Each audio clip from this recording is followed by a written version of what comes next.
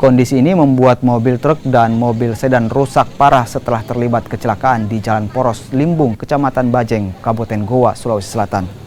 Peristiwa bermula saat mobil truk yang memuat semen datang dari arah utara dengan kecepatan tinggi menabrak mobil sedan yang tengah terparkir di sisi jalan.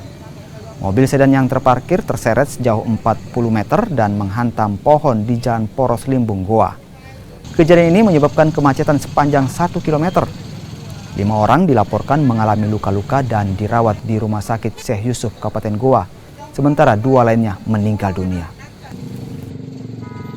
Antara sebuah mobil 10 roda muatan semen curah dengan sebuah mobil sedan Honda Civic yang sama-sama bergerak dari arah utara ke selatan atau dari arah Makassar ke arah Takalar, di mana mobil sedan Honda Civic sementara berhenti karena terjadi kerusakan.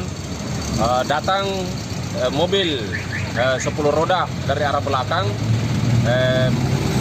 menabrak bagian belakang mobil tersebut dan menyeret hingga 40 meter ke depan hingga sampai ke pohon yang ada di depan.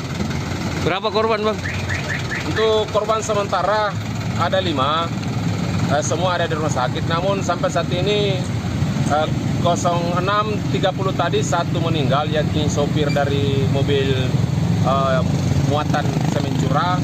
Kemudian informasi jam 9 tadi meninggal 1 lagi dari pihak sopir atau pengemudi mobil Honda sedan Civic tersebut.